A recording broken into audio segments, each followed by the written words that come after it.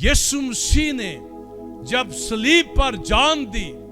और जो कुछ आदम और हवा ने अपनी नाफरमानी और बेईमानी की वजह से बागे अदन में खो दिया था, वो सब यीशु मसीह ने रिस्टोर कर दिया।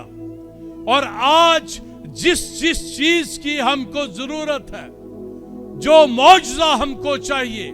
जो शिफा हमको चाहिए, जो हम समझते हैं कि ये नामुमकिन बात है, ये ऐसे हो नहीं सकता, वो सब कुछ मुमकिन है। और यीशु मसीह ने हमारे लिए एक ज़ियाफत तैयार की है और वो चाहता है